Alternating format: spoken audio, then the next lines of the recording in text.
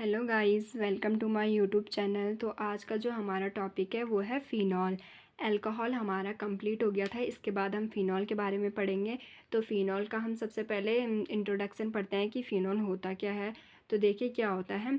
जब aromatic hydrocarbon जैसे benzene के हाइड्रोजन परमाणु का प्रतिस्थापन OH आपका होता है हाइड्रोक्सी समूह के द्वारा होता है तो फ़िनॉल प्राप्त होता है।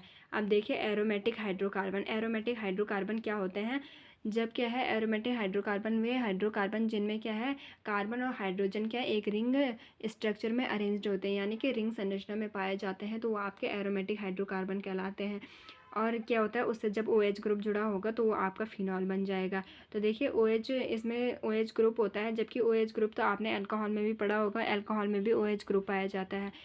तो इनमें डिफरेंस क्या हुआ, अल्कोहल का जो फंक्शनल ग्रुप होता है वो भी OH होता है, जबकि फिनॉल का भी OH होता है।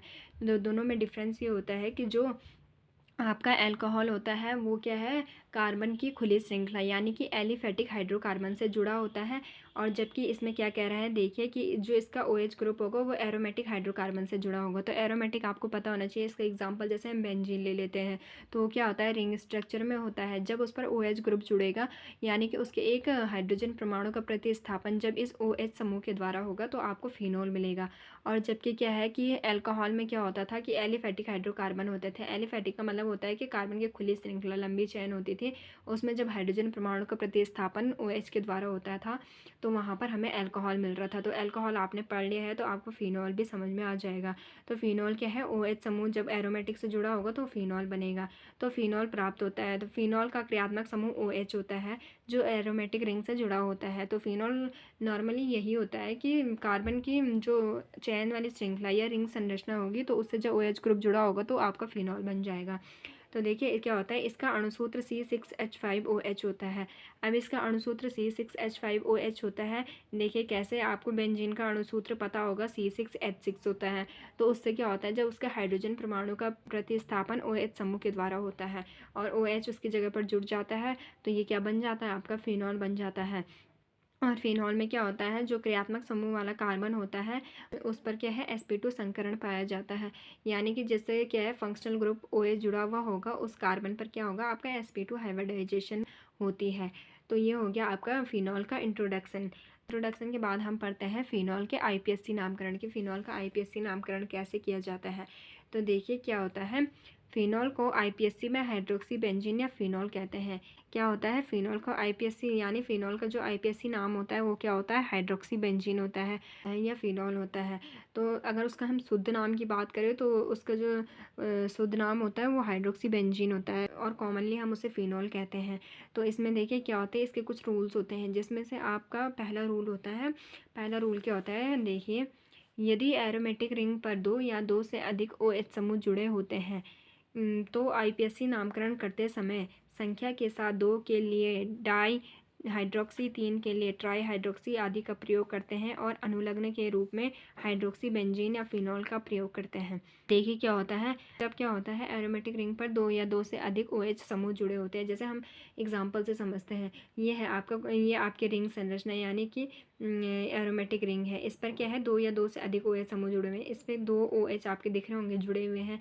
तो क्या हो जाता है, तो IPSC नामकरण जिस टाइम हम इसका करेंगे, जहाँ हम इसका अभी IPSC नामकरण कर रहे हैं तो क्या होगा, संख्या के साथ 2 के लिए डाई हाइड्रोक्सी, 3 के लिए ट्राई हाइड्रोक्सी, यानी कि देखिए जब यहाँ पर 2 OH जुड़े हुए हैं और संख्या के साथ का मतलब है हम काउंटिंग स्टार्ट करते हैं, यहाँ से काउंटिंग करेंगे 1 2 या यहाँ से करेंगे 1 2, तो बात एक ही, हम कहीं से भी काउंटिंग कर सकते हैं क्योंकि इसमें 6 कोने होते हैं। तो यहाँ से स्टार्ट करते हैं 1 2 3 4 5 6, तो 1 और 2 पे आपको OH दिखाई दे रहे होंगे, 2 OH ग्रुप जुड़े हुए हैं। तो क्या करते हैं संख्या के साथ 1 2 डाई हाइड्रोक्सी का प्रयोग करते हैं पूर्व लग्न के रूप में। पूर्व लग्न का मतलब आपका होता है कि पहले, और अनुलग्न के रूप में क्या करते हैं हम आपका हाइड्रोक्सी बेंजीन या फिनॉल का प्रयोग करते हैं। तो देखिए क्या हो जाएगा, यहाँ पर 1 और 2 पर OH ग्रुप जुड़ा हुआ है तो क्या हो जाएगा 1 2 डाई हाइड्रोक्सी बेंजीन, जैसे इसमें कहा गया है रूल में उसी के अकॉर्डिंग इसका क्या है नामकरण किया जाएगा। फिर उसके बाद जैसे देखिए दूसरा है, यहाँ पर देखिए OH यहाँ पर जुड़ा हुआ है, एक OH यहाँ पर जुड़ा है, तो फिर वही क्या करते हैं पहले काउंटिंग स्टार्ट करते हैं। तो काउंटिंग 1 2 3 यहाँ से स्टार्ट करेंगे तो 1 और 3 पर आपका क्या हो जाएगा OH ग्रुप जुड़ा हुआ है। तो 1 और 3 पर OH ग्रुप जुड़ा हुआ है तो क्या हो जाएगा 1 3, और 2 OH है तो क्या कहा था, जब 2 OH ग्रुप है तो क्या कहेंगे उसे, डाई। तो क्या हो जाएगा आपका 1,3 डाई हाइड्रोक्सी, और फिर क्या है अनुलग्न के रूप में हाइड्रोक्सी बेंजीन या फिर फिनॉल का यूज़ कर सकते हैं, तो 1,3 डाई हाइड्रोक्सी बेंजीन हो जाएगा। और ये इसका कॉमन नाम रिसोर्सिनॉल होता है और इसका कॉमन नाम आपका होता है कैटकॉल। फिर उसके बाद आपका नेक्स्ट आता है, जैसे ये वाला है, यहाँ पर ऊपर भी OH जुड़ा हुआ है, नीचे भी OH जुड़ा है, पैरा पैरा पर आपका OH जुड़ा हुआ है, तो क्या हो जाएगा आपका 1,4, 1 2 3 4 काउंटिंग स्टार्ट करेंगे तो 1 और 4 पर आपके क्या जुड़ा हुआ है, OH ग्रुप जुड़ा हुआ है। तो इसका नामकरण कैसे करेंगे हम, देखिए क्या होगा, 1 4 यानी कि 2 जगह है 1 और 4 पे, तो संख्या के साथ 1 4 और 2 है तो डाई, और फिर क्या है अनुलग्न के रूप में हाइड्रोक्सी बेंजीन, तो हो जाएगा 1 4 डाई हाइड्रोक्सी बेंजीन। फिर उसके बाद इसका जैसे नेक्स्ट एग्जांपल देखिए क्या है, जैसे ये वाला है, इसमें देखिए 3 OH ग्रुप जुड़े हुए हैं, तो इसमें क्या करते हैं हम, जैसे अब इसका नामकरण कैसे करेंगे, तो पहले काउंटिंग स्टार्ट करनी है। काउंटिंग स्टार्ट करेंगे तो क्या हो जाएगा 1 2 3 4 5। अब आपको दिख रहा होगा कि 1 3 और 5 पे क्या है, OH ग्रुप जुड़े हुए हैं, तो लिख देंगे 1 3 5, और 3 OH है तो 3 के लिए आपका ट्राई, तो क्या हो जाएगा 1 3 5 ट्राई। और फिर लास्ट में क्या यूज़ करते हैं, हाइड्रोक्सी बेंजीन, या फिर 1 3 5 ट्राई फिनॉल भी कह सकते हैं, या फिर 1 3 5 ट्राई हाइड्रोक्सी बेंजीन। यह इसका क्या है, कॉमन नाम आपका होता है फ्लोरोग्लूसिनॉल। तो ये आपका होता है इसका फर्स्ट रूल। तो इसके बाद आप देखते हैं इसका सेकंड रूल।